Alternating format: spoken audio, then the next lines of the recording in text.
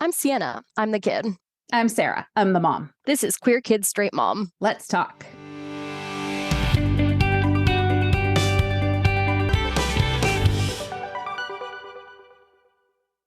Welcome back to Queer Kid Straight Mom. Today we're talking about autism and gender. Multiple studies at this point have shown a link between autism and reports of gender diversity. A 2010 study found that 7.8% of children and adolescents referred for gender diversity services met diagnostic criteria for autism. At the time, this was 10 times the prevalence in the general population. A 2018 study that specifically looked at those with autism spectrum disorder and gender dysphoria found that 14.5% of those with gender dysphoria met the criteria for autism. And in 2023, the first widespread study examining gender identity and autism spectrum disorder via self-report and patient reports was published. Parents of children with autism reported notably higher levels of gender diversity than parents of children with typical development. Although in that one, they said a surprising number of parents declined to fill out the gender diversity section. However, another large study has found that autism is 3 to 6 times more common in transgender or non-binary people. So repeatedly, we have seen that there's some kind of link, at least in interpretation of this data. As a non-binary person who is also autistic, first of all, I guess, what have you thought about this data? What does this mean to you? I mean, yeah, it's also just borne out in my personal, the people I know, the vast majority of the trans people I know are also neurodivergent in some way. It's not just autism for what it's worth. It's ADHD and, various other neurodivergent diagnoses. Although those ones, things like BPD and narcissism and those sorts of things that also fall under the neurodivergent umbrella, there's still a lot less social kind of awareness of. So I think people are less comfortable sharing those. So I'm less familiar with them just in terms of my social circles, but autism and ADHD for sure is just everyone, all the trans people. But, to me, at least when it comes to autism, there's an element of it that's well, my brain doesn't work in the same way as everybody else. So why would I experience gender in the same way as everybody else? So, to me, there is a link, but it's not exactly a causal link either. There are interpretations of all sorts of things that are different for you, whether that's social interactions or navigating your feelings.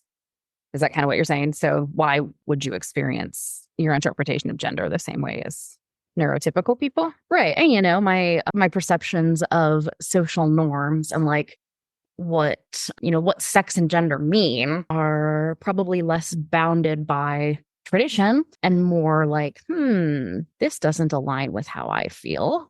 Yeah. Well, and like you said, correlation does not mean causation. There could be other factors, like you said, just that you experience the world differently. Another kind of theory is that autistic kids may be more likely to report feelings of gender diversity because they're less worried about social judgment, especially as younger kids. If you don't have the same sense of what looks normal and what doesn't, and the same level of intensity in worrying about what other people might think of it. Yeah, and I think that makes a ton of sense too. I mean, also, what struck me when you said that about a substantial number of parents of neurotypical children or non-autistic children not filling out the gender diversity section, it's also conceivable that parents who are willing to, take their child through a diagnosis process or allow their child to self-identify as autistic are more attuned to the needs of their child and more receptive to their children telling them, hey, something's up.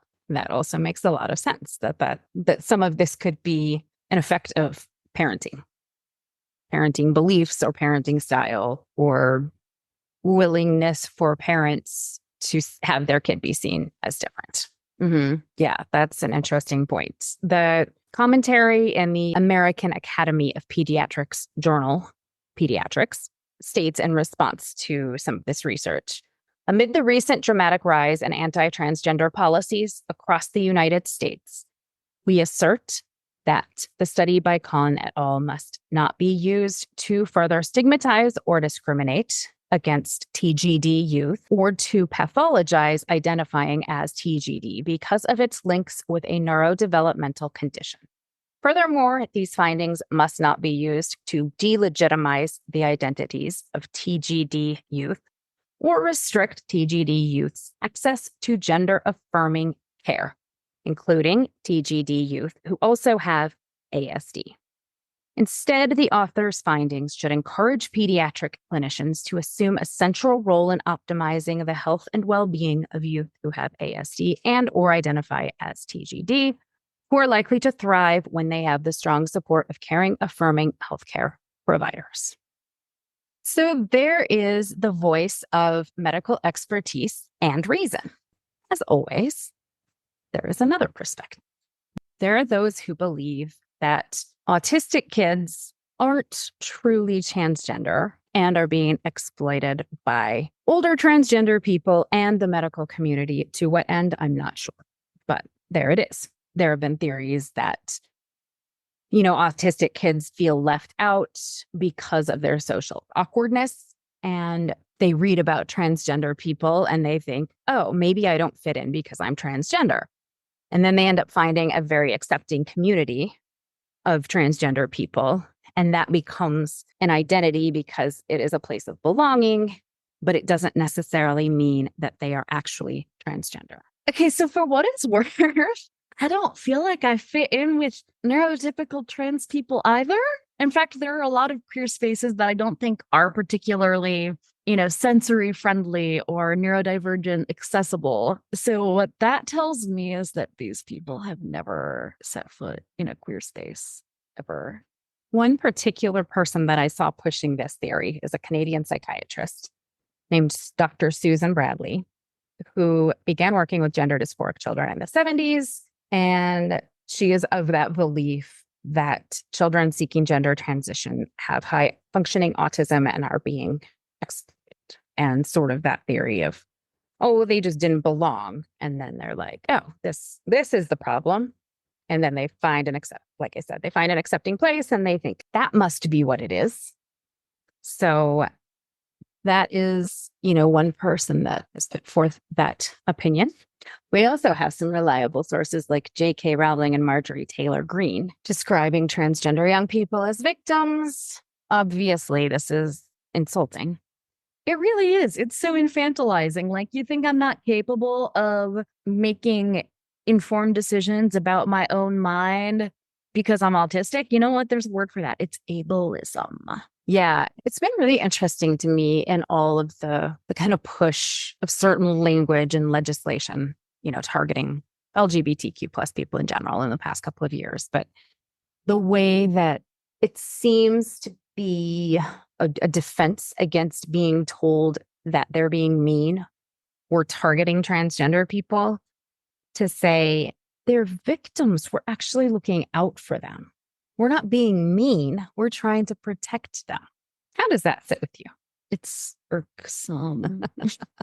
It's just so offensive. Like, irksome is such a mild understatement of the year. It's just offensive. Like, again, you're telling me that I'm too confused and disabled to make my own decisions. Like, I'm an adult and there's so much infantilization of autistic people broadly and autistic children, in particular, those who are perceived as lower functioning or having higher support needs, especially those who are nonverbal. Like this idea that, oh, they're victims. Life is so hard for them. We have to help them.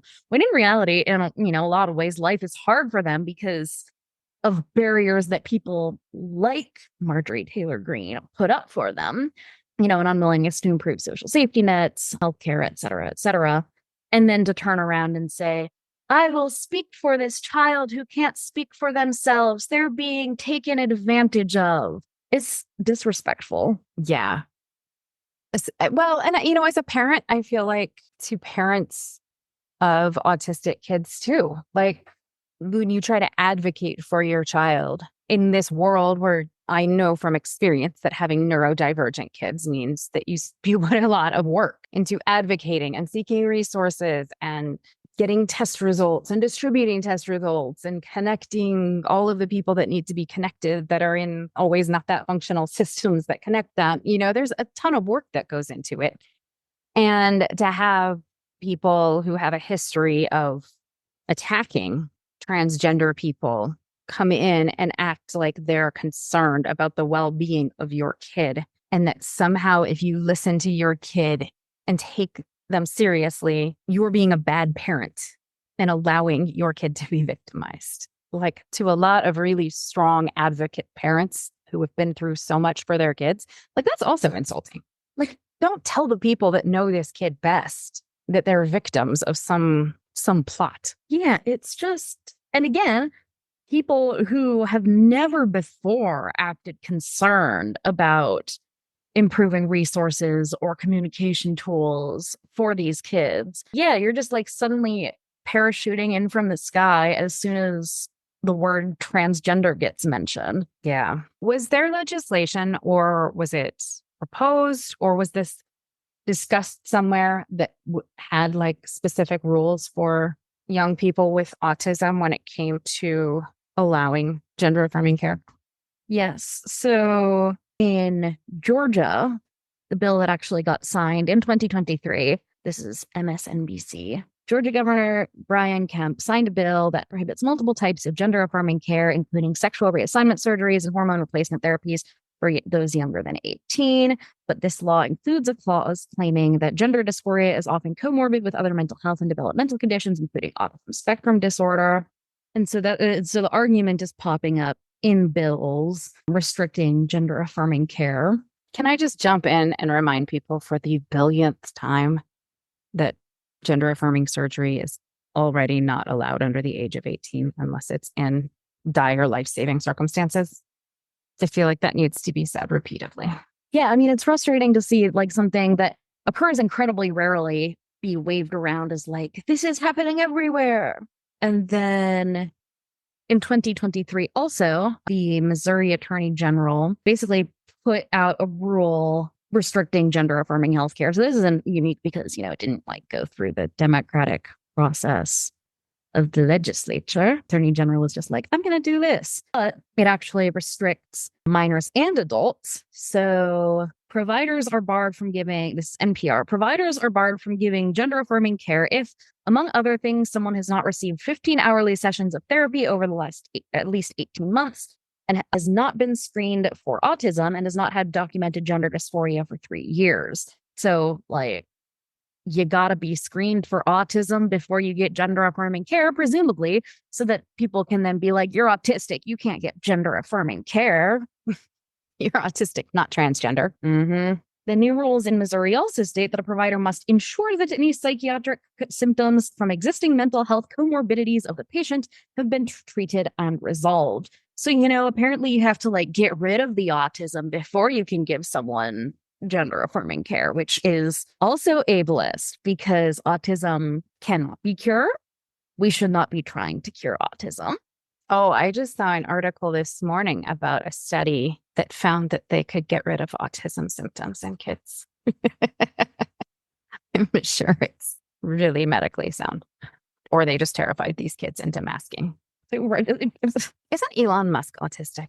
Yes. Wouldn't it be nice if he chimed in on this and said, I'm autistic. I'm not transgender. In fact, I hate transgender people. Yeah, but why would he do anything to help transgender people? He's busy moving his company from California to Texas because California said, let's not force children to be outed to their parents. Especially troubling when he has a transgender child. Uh-huh. Apparently, he's also blamed it on the school that she attended. Yes. It is troubling when scientists, I don't know, would you call him a scientist or just a tech guy? I don't know. I don't know. People that are supposed to be smart don't regard scientific information as relevant. Like, if I'm going in a spaceship, I want it to be designed by somebody who reads scientific studies and is like, oh, that's what the science says. I'm going to take that seriously. I mean, were you gonna ride in his spaceship anyway? Well, no, but I wouldn't ride on any spaceship. A. B. I wouldn't do anything that gave him money on purpose. But like, you get it. So, are you aware of any groups that are working to build awareness about this, to learn more, to kind of take this narrative that has been sort of co-opted by the conservative right and, reframe it? Not specifically, but I do think increasingly there is an awareness, which, maybe that's the silver lining of this narrative is that there's now increasingly an awareness of the needs of people who are both transgender and autistic, which is awesome because actually, as I said, there have historically been a lot of queer spaces that haven't been that friendly for autistic people. And so, we're increasingly seeing things like sensory friendly spaces at Pride, like modified versions of events, accommodations being available. So I think increasingly that if you go to various queer organizations, you'll start seeing more and more resources specifically kind of targeting this demographic and making resources available. What are good, if you just Googled autism and maybe you come up with like Autism Speaks, which I know you are not a fan of, what are good organizations that if people have questions or would like to know more, that you would suggest they go to?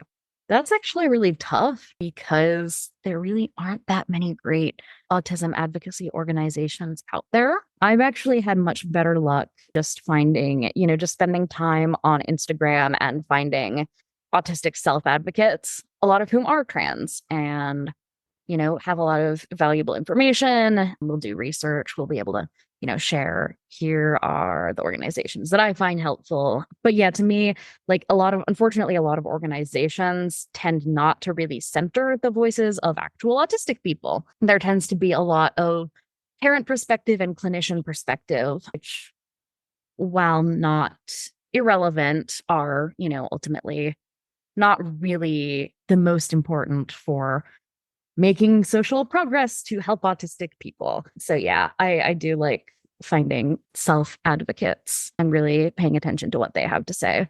In particular, looking at the voices of Black autistic people, because that tends to be a very distinct experience. And then also, non speaking autistic folks, because again, not all autistic people have the same experience. And being able to speak is a privilege. And a lot of times, those of us who are able to speak have our voices obviously listened to more than people who use alternative methods of communication. And there's probably the assumption too that, it's where a lot of these stereotypes come from that make people act like autistic people can't make their own decisions. This assumption that if you can't speak, you are intellectually impaired. Right. There's no shortage of things that anti-trans people will use to build their narrative. Unfortunately, I always come back to this kind of thing with, imagine if people put this kind of effort into like solving the world's problems. Yeah. Where would we be? Well, actually, we'd probably be like, we're going to send lasers into space and the space lasers will solve our problems.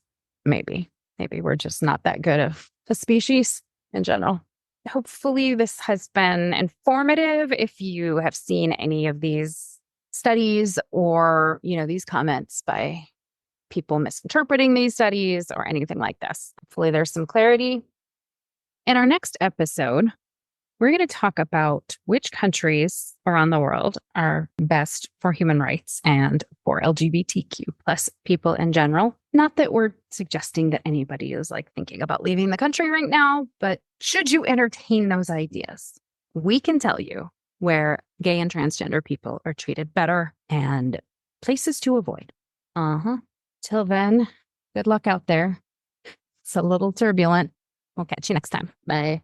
If you found this podcast helpful, interesting, or just mildly amusing, please consider rating and reviewing us on your podcasting platform of choice. It really helps us to get the word out there and spread this information as far as we can.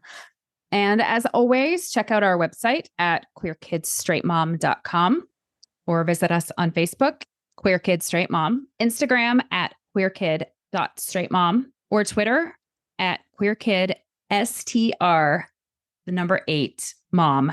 And if you're feeling especially generous, please consider joining our Patreon by searching Queer Kids Straight Mom. It helps us fund this podcast.